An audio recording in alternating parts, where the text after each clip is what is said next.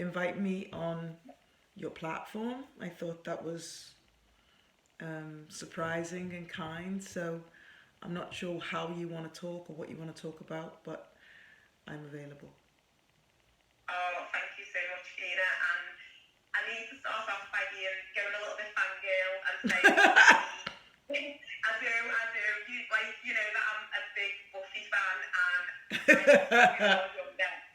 And I always remember seeing this because there was not a lot of representation in Buffy, and there was not a lot of representation at the time. That was 19. That was probably 1990. I'm aging myself now. That's about 2000. You're right. You know what I mean? Yeah. Yeah.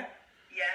And I always remember just seeing this black goddess who was just beautiful and powerful, and oh my goodness, I was like, wow. But you didn't have a Scouse accent because I think you had like a London accent. No. I think I who was it? Olivia. Oh yes, Olivia was. Yes, she was. I call it my vague England because when you live in America, I lived in America for a long time. They couldn't deal with Scouse then. They wouldn't have been able to understand it. So I did sort of posh vague England. RP it's called. Yeah, that's right. Yeah. So it was a brilliant accent, and so I didn't know that you were from Liverpool. And then obviously, as the years went by, I saw you've done radio presenting, you've done modelling, you've done acting in Hollyoaks and Footballers Live, and then obviously I saw you on Liverpool platforms, and then I heard your accent, and I'm like, wow, not only are you black and Lincoln amazing, but you're Scouse too, so like, my love for you just went through the roof. Well, I love that. I love your fangirl mode. Thank you. I appreciate. Definitely. And then anytime I see you, you always see me face just like, hi, it just amazing. And your career's gone from strength to strength. So I'm going to talk to you about a few of the projects that you have done and are working on at the moment, if that's okay. That's perfect. Thank you. Brilliant. The first one would be, you've got 2 books out at the moment. The first one is Jacopo Jacopo, and I hope I'm pronouncing that right. You're slaughtering it. You're slaughtering it. Can I help you? It's Italian. It's Jacopo. It's like Jacob O. Jacopo. And the reason why it's, I did want a name that people would do exactly what you did that over. Jacopo, Jacob, Jacopo. Because that's what our names are like, aren't they? Black names are like that. People are like Phina, which is phonetic Phina. I've had to explain my whole life. They can get Philip, but somehow Phina eludes them. So it's Jacopo. But go on. I'm so naughty, sorry. So Jacopo Jacopo, Football Star, which is the first book, and then Jacopo Jacopo on Lockdown. And these books are brilliant for many reasons. There are many reasons these books are brilliant. One is that it's Liverpool based. Thank you. Another is that it's a young boy who is of mixed heritage, but there are quite strong links to the Nigerian community and growing up in Nigerian families. And another is in the second book, particularly the links in with lockdown and the current civil rights movement. So I just wanted to talk to you a bit about both books, if that's okay for you. Oh, it's please. You've just fangirled me and now you want to talk about my writing? How much love do I have for you? Of course. Take it away, girl. Whatever you want to know. What do you want to know? You're just the best. So your books are based in Liverpool. Yeah. And like there's got a lot of Scouse humour. To you, how important was it that the books were based here? Well, I live here. I write what I know. I have been in the arts entertainment world for 25 years, and it was a difficult thing for me to get involved in simply because initially I didn't think I was allowed to. Does that make sense? I didn't think that I was allowed to succeed. I didn't know I was allowed to be an actor. I had no value because I wasn't seeing myself represented on television. I wasn't really reading myself represented in books. I'm a massive reader. So I just needed to make sure that now I have the opportunity that I can represent us. Yeah. And I have a son, I have a 12-year-old son, and he's a total scouser all day. He's hilarious, and like most 12-year-old boys, he ain't got no interest in reading. So, my book is a love song to my son Paolo, because he's a footballer, and I wanted him to read during lockdown. So that was the genesis of how it all began. Yeah. So is Paolo then, is he the inspiration behind Jacob then? Yeah, he is, but he is, and some of the things that have happened to Paolo have also happened to Jacopo, but they're not the same person. And it's really strange because I used Paolo as the basis of all the illustrations which I created, and so people keep saying, "Oh, congratulations on the success of your book about your son," and I'm like, it's not about my son. But he inspired, certainly the first one. His journey was very similar to he's been to both academies. He signed with one of the academies. He's played at Goodison. He's a goal scorer. So there are a lot of similarities.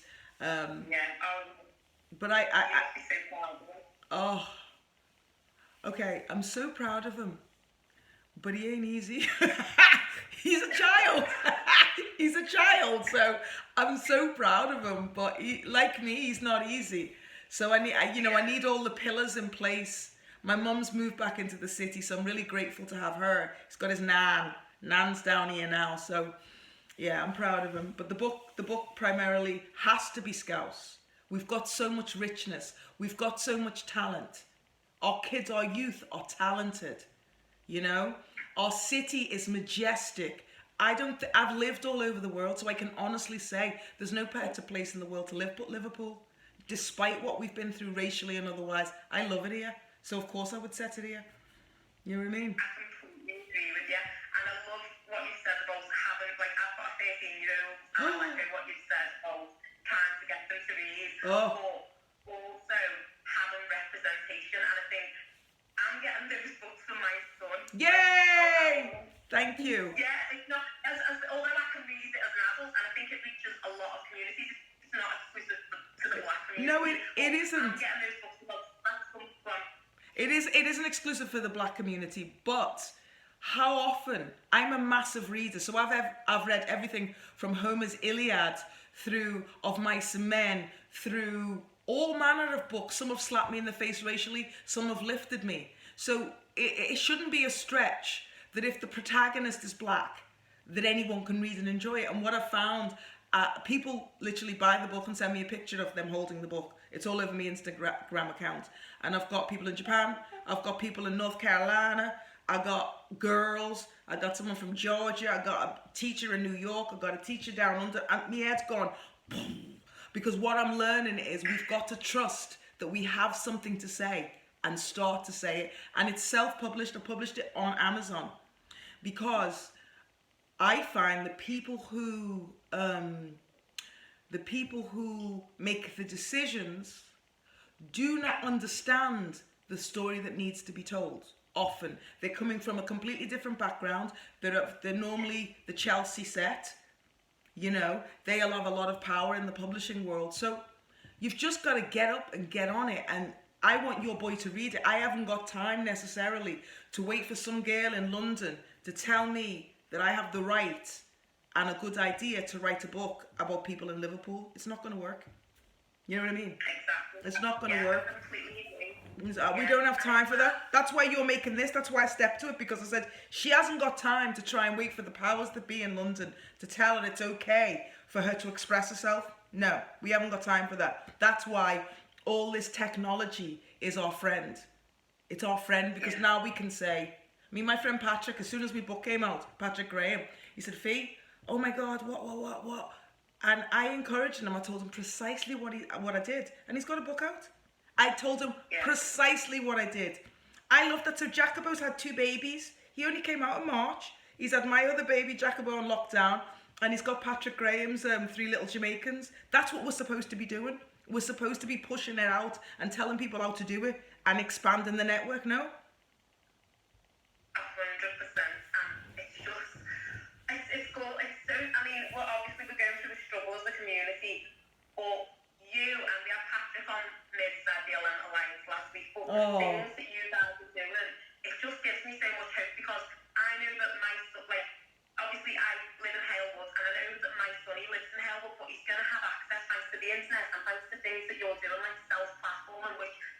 say. We're cut out. The people at the top, we might have representation on screens, but the decision makers, they see the world and through a white lens. Yet when They can't help it. They can't help it. One of the reviews of your books, and I like this one, it says, it's nice to hear written Nigerian characters written positively.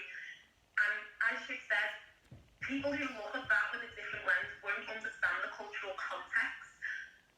But that reaches so many other people who are like, we don't see ourselves represented in a positive way. So I just have to thank you so much, like the things that you and the things that Patrick are doing in giving us resources that we can give our children, because in school and in society they will not hear positive representations of themselves. Like my son's mixed heritage, so that book is going to mean so much to him because it's a positive thing that I can give him.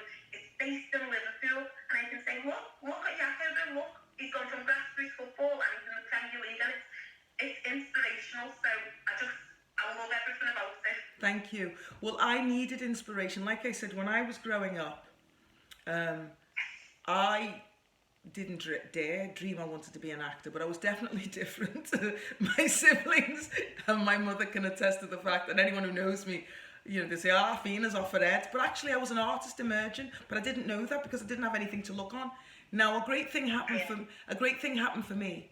Kathy Tyson, who is a fantastic BAFTA Award nominated actress and a fantastic human, was a family friend. She was friends with my older brother and sister. And then all of a sudden, she's on screen in Mona Lisa. That's the first time I actually connected that I could do it. Only because I knew her. I was like, what? Really? And that set a seed. So if I write a book for a child and the child gets the message at 10, they've got years on me. They've got years on me to get going. They've got years on me to get out there and figure out their own way. And actually, Chantel, what you're doing with your BLM platform is you're also saying, because there's some 14-year-old girl in her bedroom in Prescott who's mixed heritage, and she might not be living around her black family. She might be living around the white half of the family. And she might be hanging off the edge of Facebook looking at what you put out going, someday. That's why you're doing it. Someday. That's what it's for. I'm way beyond, oh my God, I'm in this film. Oh my God, I'm in that film. When I was 25, that is how I thought. I'm not going to lie. I did this. I did that. I was pleased with it. I'm into legacy now. I'm into legacy. What can I leave behind? How can I contribute to my boy, to your boy, to my community? Now, I might not be standing next to you in the march, but I'll be writing a book. Do you understand? Yeah. Because I have a different call, because I'm an artist. So my call is to talk. My call is to write. So, and the thing is, let me tell you something. If they block you because you get too truthful, which has happened to me before in Liverpool, everyone knows the story. I don't need to go into it. I can guarantee I will shapeshift. So if I cannot act, I will have a radio show. If I can no longer have my radio show, I will write for the Echo. If I can no longer write for the Echo, I will write a book. If I can't write a book, I'll do a one-woman show. That's just how we do it, because we've got to tell people what blackness looks like from a Northwestern, Pan-African point of view, and be truthful, whether people want to hear it or not. And the irony is the great people, white and black, do want to hear it. Yeah. So there's a myth. People gaslight you and pretend to you that there's no... They gaslight you and they pretend to you that there's no place for what you offer. Do you understand? Yeah. So I'll put in a script to a company, I don't need to say who, and they'll come back and go, They take 6 weeks to come back, and then they'll come back and say, well, you need to go through this process. They know that's going to take you a year. And when if you listen to their voice, you stop listening to your own, and then you create something that doesn't ring true. My greatest compliment is that you read the book as a Black Scouse woman and see its power and its aspirational, inspirational. My job's done. I don't need some chick in London that I don't know to tell me nothing.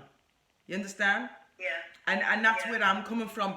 If the boys, one boy, I'll remain nameless because, you know, everyone's local. I don't want to get... One of the boys is my little favourite. It's my mate's son. He went... Yeah. He's mixed race. He went to me. Good dish, you know. That's it. That's it. He's 12. Yeah. Good dish, you know. I'm like, I can take that to the bank. I can do a cartwheel based on that. You get me? I had another little white boy, blonder than blonde. He's in one of Paolo's football team. I've known him since he's 6. He's now 12. He barely has spoken to me. He's that shy. He's a lion on the pitch, but he's dead shy in life. He went, Phina, I like your football book. I went, you know what they're like at that age? You get out of them. I got 2 sentences out of 2 kids. My work is done. You know? My work is done. My work is done, girl. Definitely. 100%. Like, it just goes to nod. So it takes for them to actually speak what the feelings in that way.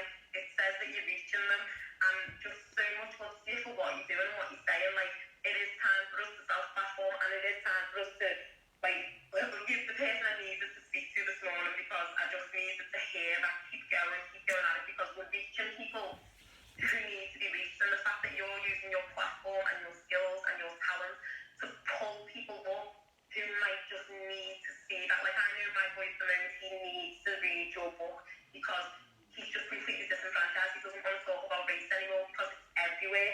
And then, like, in the second book of Jacopo, he experiences like COVID-19 and lockdown, and he's reacting to the recent racial injustices. So I wrote it because I'm living it. I wrote it because I'm living it. I wrote it because your boy's living it. You're living it. You can't take kids and lock them down for 20 weeks or however long we were locked down. Take them out of school, which at first is like, yeah, and then it gets old, right? Because now you're doing your school in the house. Now all of a sudden, your very busy parents are teachers. I ain't no teacher. Can I tell you a funny story? It's an aside, but it'll lead back to something good. Mom, what? Well, no. Shall I pretend to be a nicer mother than I am, or just tell the truth? Okay, let me just tell the truth. Mom, what? Can you help me with my homework? Now listen to me. Let me tell you something, right? Because I really don't want to do it, so I'm going, let me tell you something, right? I'm not a teacher, right? I went to school 35 years ago, right? I just went straight off. This is day one. Day one, right? I went straight off. You know, mother of the year over here, right? And I go, look, he waited. His comic timing is deadly. And I go, so I can't help you. All right, will I be in the classroom with you? You know, all that. And he goes, Mum, it's drama.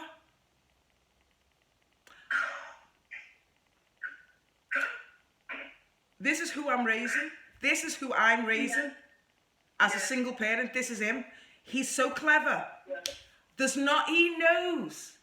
There is nothing I can say that, I can't tell him I don't know nothing about drama. He came with this little triumphant look in his face, like this look. And he made me read the other side of something. Then, you know, and I'm not a teacher because I'm not patient enough to be a teacher.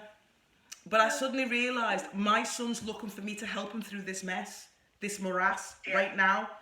And so it just fed right into my Jacopo books. That's why the other one came out so fast. Too much went on. And then my son was agitated. I was racially agitated all the time. I'm a massive listener of podcasts, and I'm a massive, you know, I'm like radio, podcast, anything. I like listening largely because watching drama on television is not restful for me because it's my job. You know, if it's a great drama.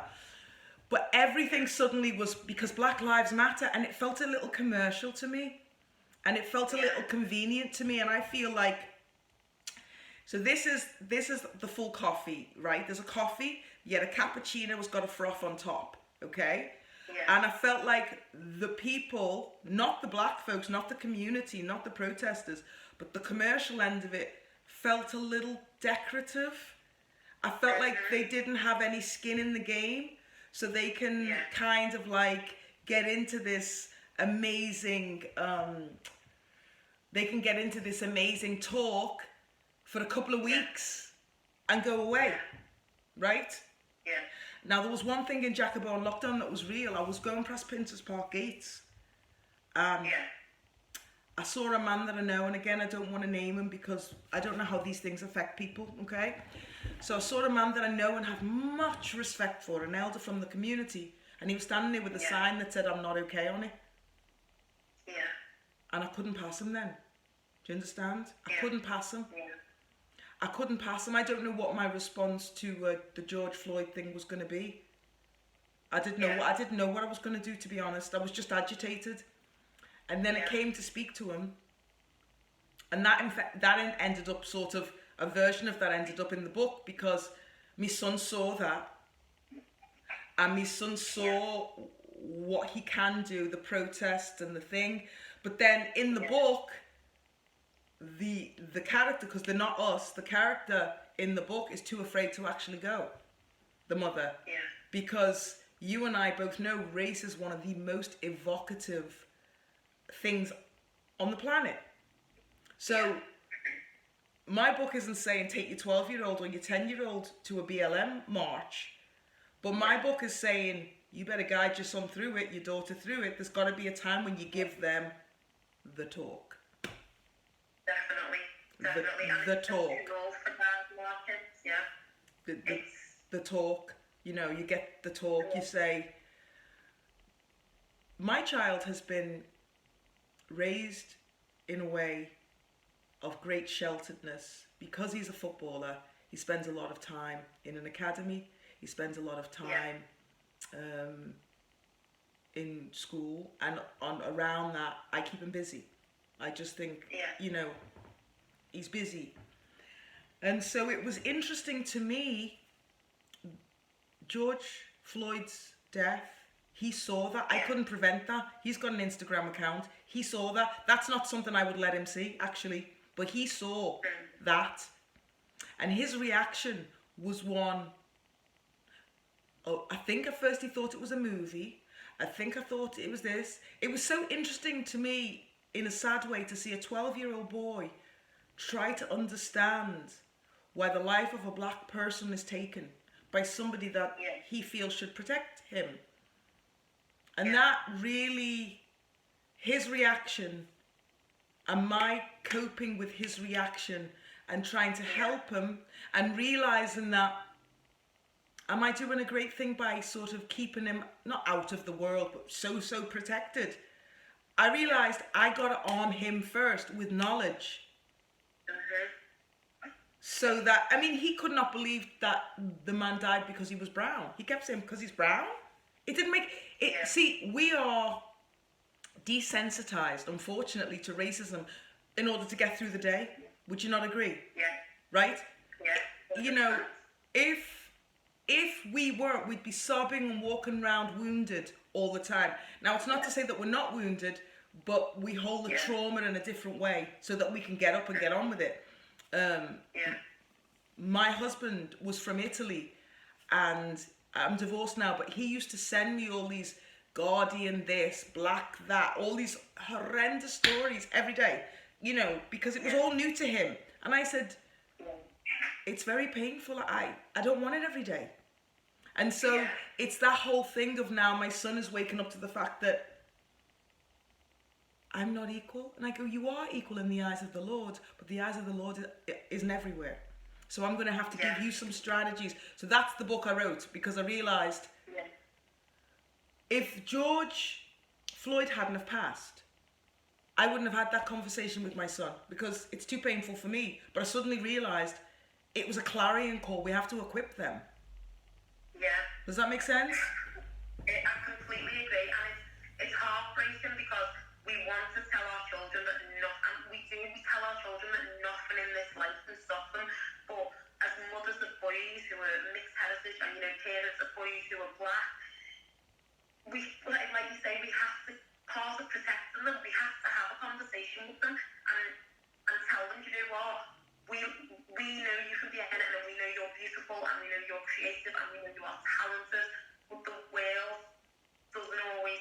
Yeah, the world. It's Chantel. It's the fine balance, isn't it, between the world may not always know that, or the world may not always see that, but that does not mean that you're not that. That's what I'm trying to. That's where I was going with the book. Yeah.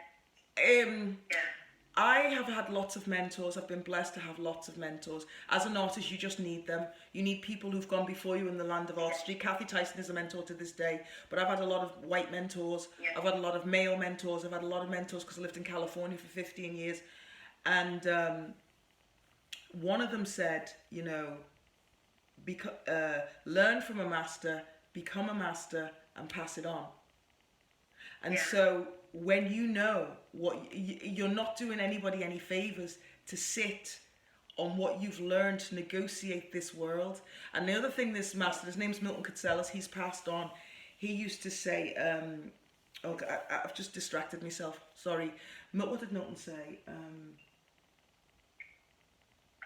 He used to say, your dream, you've got to be able to, how can I put this?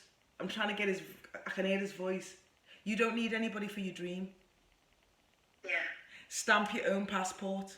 That's what I was taught by a Greek man in California 25 years ago. I was with him for 6 years as a student in his acting class, but it was a lifestyle. Stamp your own passport. Stamp your own passport. So I'm thrilled when I'm able to collaborate with people. A lot of acting jobs, Buffy, all of that is collaboration, right? But as I've gotten older and I've become more aware of what I'd like to leave behind, because I'm getting to the age where legacy, it's not about how many covers of magazines will come on, because it gets old. It's sweet, but it gets old, and you get old and you don't get them anymore, so there is that. But it's about, like, what do I want to leave behind? And now I'm more conscious about what I want to leave behind. I have to collaborate with different people. I have to have people who write things that I can tolerate saying. And if I became a writer by accident, and if I'm not finding that, then I'm going to have to start writing, and that's why I do. Doing a segue over to Anthony, Jimmy McGovern has written the most incredible gift called Anthony. Yeah. But a family has paid a high price for this story, as we all know. Lady G. Walker, we need to pray for her. The story is the life that Anthony would have had. But I accepted a part in the script for 2 reasons. Number 1, Walker, period. Walker. They said Walker. I said, yeah, got it, I'm coming. Walker. Yeah. All of them. When I say Walker, I mean Anthony, G, Dominique, Stephanie, ad infinitum, Steve, who's gone on to beyond. So I took the script for Walker. I've always wanted to work with Jimmy McGovern, and he's an incredible writer. And he got it right. But often, you read things and you're like, oh. You know what I mean? You're like, I'm not sure I want to contribute to that. I'm not sure I want to put that out there with my brown face and my brown skill and let people see it. Yeah. You understand? Yeah. So 100%. it's a strange one. But when you get something that is evocative and is as difficult but as well done as Anthony's going to be, I'd do anything for G. Walker, anything. And go on, sorry. So Anthony's going to be out on the 27th of July. 27th of July, 8:30 BBC One. It's BBC One, and we all be tuning in for that. Like, it's stuff. Just to think that happens in my lifetime, it would have been pretty close in age to me. So what age would that be? 30. I'm 33. 33. Yeah, he's been gone 15 years and he was 18. Yeah. My goodness. Yeah. So it's like, it's 10 minutes down the road, and it's like, to think that something like that happens in our lifetime. How can that happen in our city, in our lifetime? How, and it's one of them, I hard watch. This is not going to be something easy to watch, and it's going to. We had, I think Dom's gone out on our platform today, talking about a few of the projects that she's working on, but she's the vice chair of the Anti-Walker Foundation, and there's so much love to the whole family and to everybody, because it's going to, like you say, when we talk about racism, it opens those old wounds, and I just think it's going to open those wounds for everyone, but it's something that we need to talk about now. Yeah, but it's they paid a huge price for this film we're going to watch. You know, they paid an unpayable price, and they've gone on to do such wonderful, such wonderful life-altering, world-altering work with the result of this tragedy. And what I'd like to say is that we've just got to pray for them. We've got to lift them up. It's going to hurt. While we're watching telly on Monday, just know that that's a family that's going to be in pain. You know, no matter how great and wonderful it is, and it's a celebration of his life. It's an exciting celebration of his life. It's showing us the life he would have lived. And I heard G this morning on Radio 4 saying that she wanted to show what loss was like, and then Jimmy McGovern said the only way he could show what loss was like was to show us the life that he could have had. And now, obviously, it's only a 90-minute span. And so it's only a 90-minute span. So there's certain key moments of things that would have happened in his life that they've imagined. It's poignant. It's poignant. I mean, I'm just a tiny cog in the wheel. I would have done anything. I would have brought them tea and biscuits. You know what I mean? I was like, yo, you're not bringing this out from my friend and her daughter. And I'm not involved. I fought. I was like, I gotta get in there. So. 100%. And you just, it's that supportive thing. That's all we can never know what that is like. We can never, and you know, we can never live that, but we can just be there. And you know, as you say, that I only know Dom, and she's just achieved so many amazing things. But the campaigning and the work that they do, but also the dignity that they carry themselves with, like.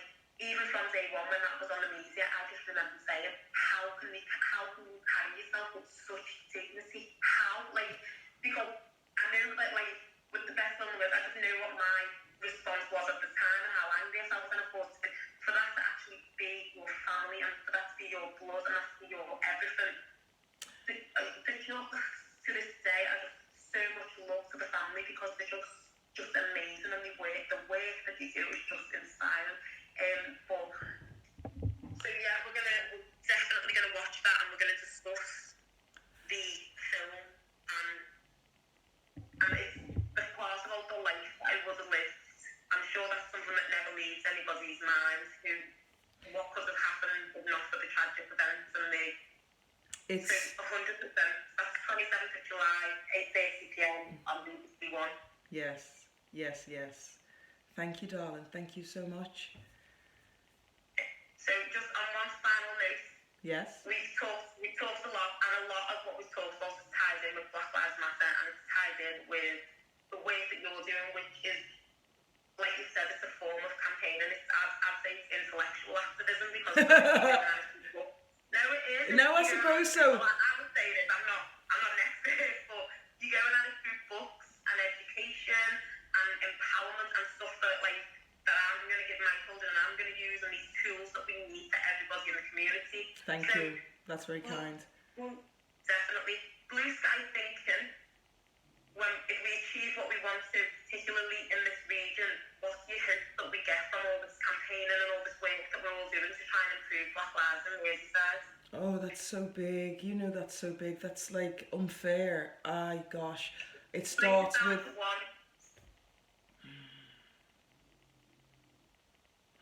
I want male equality more than anything else, black men equality. I know that sounds bizarre, but the man is kind of the centre of the household.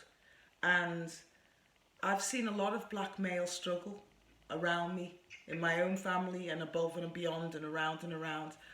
I'd like to have plentiful opportunities, particularly for men, for fathers, I don't know why I say that, but I suppose, I mean, George is the one getting his life squeezed out of it. I know there's Breonna Taylor and there's all the women, but I think that it can be particularly tough for men, our men, you know. That's like, sounds like I'm saying oh men, but I mean our men. I think it's very tough for our men, our brothers, our lovers, our fathers, etc. I think I find it hard for men here. You know, I've had a lot of difficulty. I've had a lot of success in Liverpool, and that's probably what people see the most. But I've had a lot of difficulties in Liverpool too. But what I've gone through, some of it was self-created by being outspoken and people stepping back from me and things like that. But there's a lot of people who haven't even been able to get off the starters blocks. So I think there has to be something on a grassroots level that helps men. Of course, we're going to help boys. We're on that. The girls have got that if we have to. We're helping our boys along as we're raising them. But I'm talking about men now who are my age, who are 30, who haven't worked, who haven't got opportunities. It's debilitating. One of the main reasons I write also is because I finally learned a trick, okay? This is Phina's trick. If I have a pen in my hand, I'm not unemployed. I'm not unemployed. As soon as I hold a pen, I'm not unemployed. That's it. Yes. So I had to learn how to do this and do that and do this and do that. But I want something somewhere. I'm not a man, but I know men need to work. They need to be able to bring home a legal dollar and give it to the woman. If we can get the men sorted, we'll all get the effects of that. That's what I'd say. Blue sky thinking. I hope that wasn't too vague. I mean, you know, the book Jacopo on Lockdown and Football started about young black boys. Unfortunately, the film was about the murder of a just turned black man. Yeah. And so I would say the BLM resurfaced because of the death of a black man. I say at this moment, even though we know say a name, our brothers need help. That's what I'd say. I want the money to go to the brothers, to providing work for the brothers, training for the brothers, opportunity to open their own business, like empowerment. Like, you know, do you know that adage, give a man a fish, he'll eat for a day? Teach him how to fish, he'll eat forever. I want the money, the awareness from this current BLM campaign to teach our brothers to fish so they'll eat forever. It's great to hear different perspectives, and as you say, in terms of violent behaviour, it's more likely to be men who are every racial identity is different, and everyone experiences. When we break down racial identities, every one of us experiences a different version of discrimination. So black women, black trans people, it's different. But in terms of black men, it's likely to be more violent. It's violent. It's violent. It's scary. It can be so scary. It's life ending. Let's just keep it 100, as they say. It's life ending. You know, I want our brothers helped and nourished. I want our boys nourished. That's what I want out of this. I want our boys nourished. Listen, the black women, sometimes our sexuality, the fact that they fancy you, can get you over it a little bit. Let's just keep it real. Do you know what I mean? Sometimes you get help because you're a woman and all of that. But I want our boys, our men, to have something that's lasting so that they can then feel proud of themselves. And please don't mishear me. I'm not saying our black men haven't got things. There's loads of black men in this city that I could name that have got great education, great businesses, you know, doing slave tours, writing books, doing all manner of things. But I think as our community goes, that's the area I'd like to raise. Thank you. I think it's great hearing your views, and it's great knowing what's different, because every time I ask that question, I get a different answer. So it's like, it's that process of breaking it down, and particularly, like, a big thing for us is men's mental health. That's what I'm saying. That's part of making if you give a black man a job who's been unemployed all his life, trust me, his mental health, if it hasn't degraded too far, will improve. Immediately. A lot of the problem is socio-economic, financial. How can you keep looking at your woman if you can't give her £50? It doesn't work. Don't even get me started. You know what I mean? We got to find a way for the boys to get theirs. the men to get theirs. You know, that's what we need, I think, because they're the centre of our family. Instead of it being matriarchal, we needed to go back to being patriarchal for their sake, I think. I don't care if that's not feminist. I really don't care.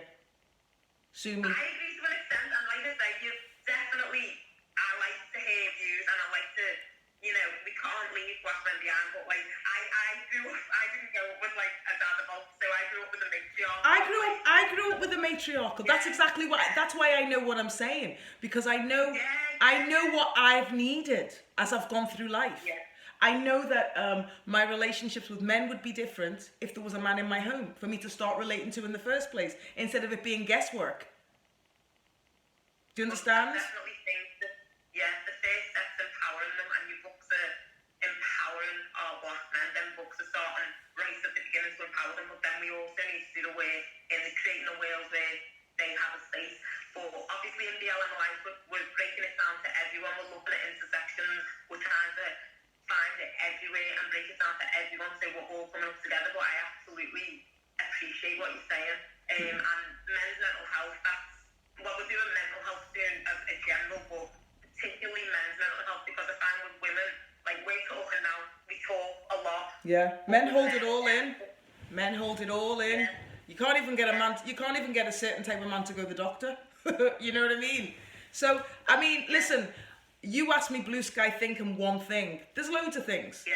But that, I mean, you also got me off cuff. That's what I'm thinking about at the moment. Obviously, I'm very male-centered. I'm raising a black man. I've got a male in my home that I'm trying to mold and trying to help, you know. So that's why I'm thinking along those lines.